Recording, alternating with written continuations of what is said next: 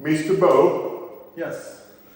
I think this is day 7 in my counting and day 5 in your counting. Maybe 4.5, but yes. Yeah. Oh, because I divide every second day with a half. It's been a long day today. We started early. Yeah. We got up and we're ready before breakfast, so we just ate our breakfast and then up on the bikes and went. And I started with a face lander down in the sand. Yeah, correct. Yeah, correct. And got stuck under my luggage. Yeah. With my foot backwards. Screaming like a kid. And Help me, help me, help me. Was it? Hurry, Mr. Bo! This was today. Yeah. It was. Yeah. We've been out for so long today, so it feels like several days. But it's been really, really good driving today. Yeah. We did mostly Stegra run, a lot of TET too, but A lot of TET. The first 100 kilometers was Stegra, and to be honest, it was really good. yes, Really good. Stegra delivered.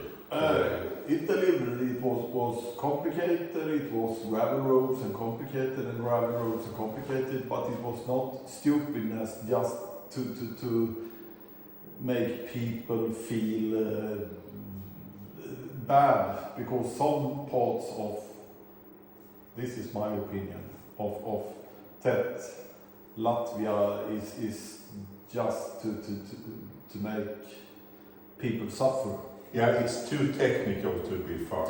And I actually read a little bit about it, and some people said it's more or less impossible, and then it was others if you have the right equipment and blah blah blah blah. And There's always a handful of trolls that say they can do it on their Harley Davidson with road tires, with their hands tied behind their backs. And I think it's ridiculous. We saw 2 guys on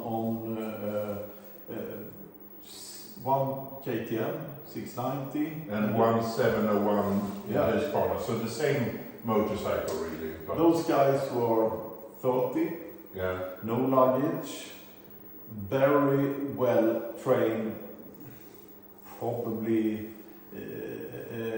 been enduro guys who still are or something. we don't know, but they handled the bikes well. Yeah, they did, and we did not.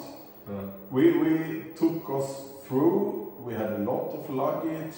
We were sweating like hell and almost killed ourselves.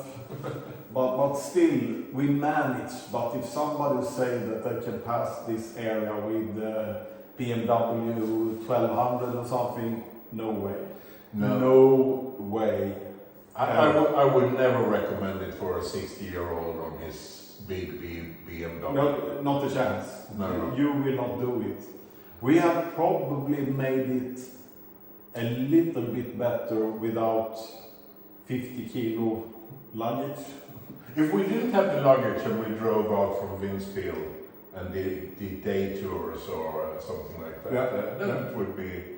Not like the guys we saw, but they were 30 years younger than us, and we have to accept it. But from my opinion, TET is for everyone. It should be complicated. It should also be possible to avoid parts. I like that on the TET Latvia they have put up some text that this area can be really complicated when wet and so on. So that is up to you to make a choice. But don't make fun of people who don't manage, because we are all on different skill levels. And also, if you do drive TET in Latvia and you get to a part that seems complicated, do not think that it will be better further on. It will not. You should turn around if you take feel another. this will not work, turn around. Because you will spend hours there in worst case. Then it's some boring parts, like in all countries, I assume. it's almost 100% gravel roads or worse, but it's boring gravel roads sometimes. They are totally straight, then it's 90 degrees, and then it's totally straight again. So it can be boring in that way, but tarmac, more or less nothing. But nothing here has been as boring as it can be in Sweden. No. In Sweden, in northern Sweden, there can be miles on miles straight gravel road. The only thing you can that lifts that part of Sweden is the view.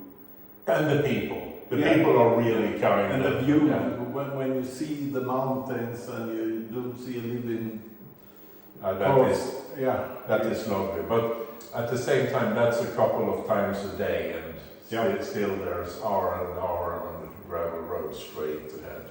What we do miss is... And in southern Sweden we had so much asphalt. Yeah, I mean, when we drove around Vänern, it was like asphalt, and you get... It was a little bit funny from, let's say, eastern Kristinehamn somewhere, and then around. But after that, boring, and I can tell why. It's the west coast. You have the mount.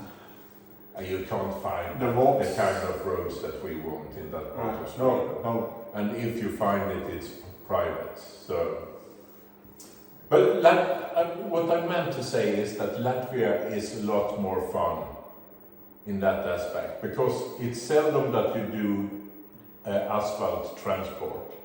Only when you have to pass some kind of river or something. Yeah. Then it's asphalt for 500 to 1 kilometer, and then it's off again. And also the gravel roads are kind of more fun because the surface is so different. I mean, you go all over the road sometimes. Yeah, it's interesting. They're really wide. It's like a Swedish 80 kilometer an hour road. Really wide and nice and everything, but still the bike is like a snake or something. We caught up to one of those machines that they maintain the roads with today, and it was quite interesting because they just loosen everything up. First they flatten it all, and then they loosen up the surface. So it was quite interesting. As long as you were in the two lines, or what you say, it was okay. But if you went out on the loose part, it totally sucked down your tires into the road. And this snake feeling, it was interesting. And also today we drove through rain because we had thunderstorms all around us. We tried to hide under trees while it was thunder, but we got caught in the middle of fields a few times. Yeah, it was a little bit scary once in a while, but to be honest, we have been so lucky with the weather. Totally, it has been raining for 3 hours, 2 hours. But it rained a lot when we... It rained to the left, it rained to the right, and we were in the middle in some way. But some parts today was really fun. Also, not only the Stedla part, I like the part when we just arrived to TET again, and you know the big tower you could climb up. That area was really fun. The TET driving that we did today was really fun as well. But there were a few parts where we did not do the TET part. We went down to one of those like timber roads, and it was a tire track that was as wide as my arms, and the walls on the side, it was a meter high walls on each, so you couldn't move from one tire track to the other. Impossible. It's totally. And when we were in this tunnel, which was like a tire, we couldn't do anything else than move forward. So when we got as far as we got up a hill, and there was a tree straight over, and there was a little bit lower on one side, we said that, okay, if we can get over here, we will turn back. Because that was. We didn't want to be locked into, and we saw that we were heading towards a swamp. So maybe we had it was better, but we don't know. No, we decided. It was quite. It was later on the day as well, like 4:30. Yeah, and we were starting to look for somewhere to spend the night, and we had a few. That's another thing that we have to say. People here are really nice, and some people have put their places up so that you can sleep there and so on. And we checked out 2 of those places today, and it seemed really nice if you have tent. Yes. If you don't have tent, there is not a it was a single tree, but you need 2 trees to put the hammock up. Yeah, and if you're 2 persons, we don't have a dual hammock. So we could probably put them above each other. So we have yeah. Didn't thought about that.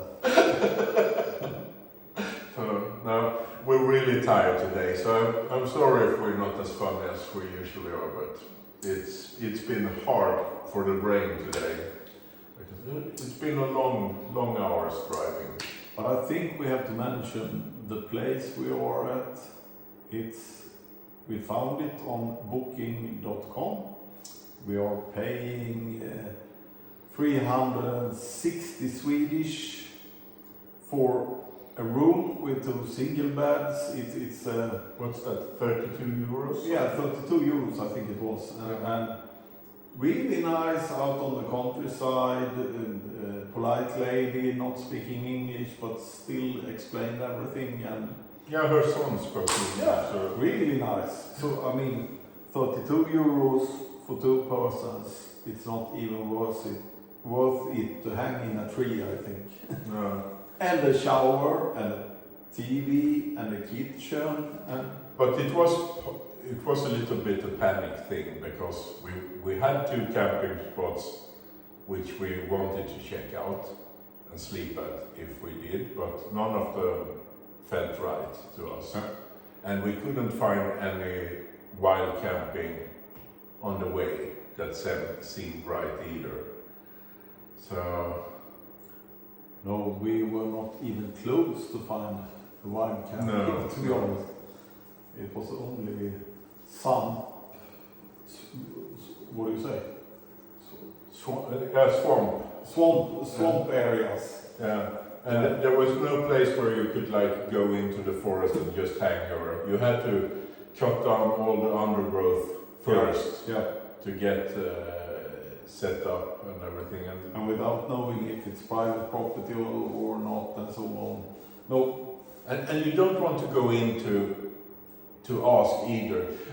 This is nothing against the Latvian people, because they are really kind and nice, even though they are hard to talk to sometimes because they don't know English. But many of the houses where you drive through, they seem very slummish.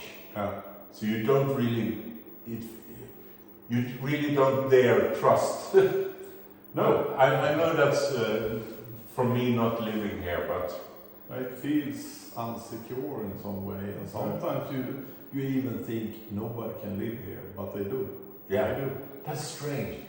You can come to a house and the windows are like blown out and there is wood over the windows and everything, and then still someone lives there. Yeah, you see a car and something.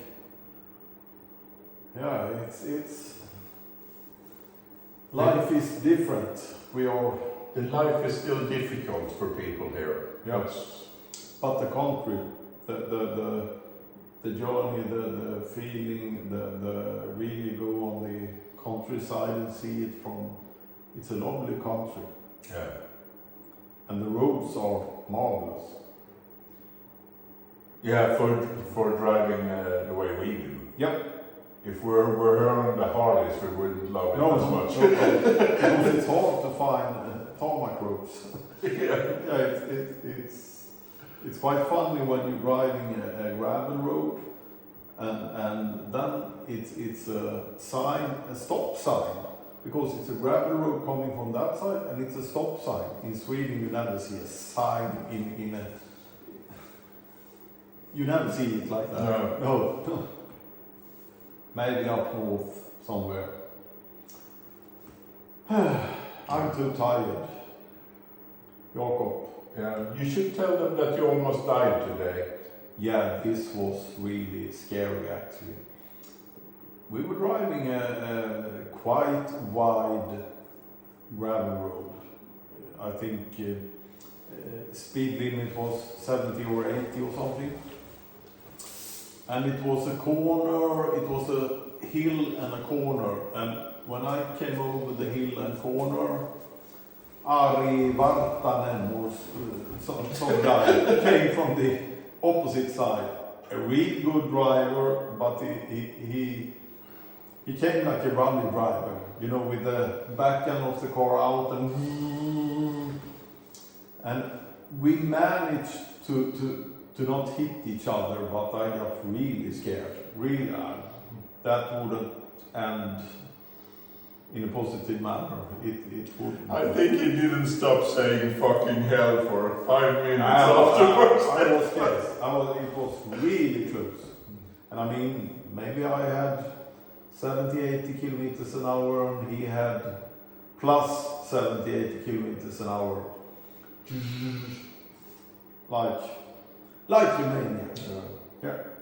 But I must also say something. He managed to see me and he made a maneuver that helped me out from this. So he was a good driver, but he was a stupid driver because it was not a private road. It was,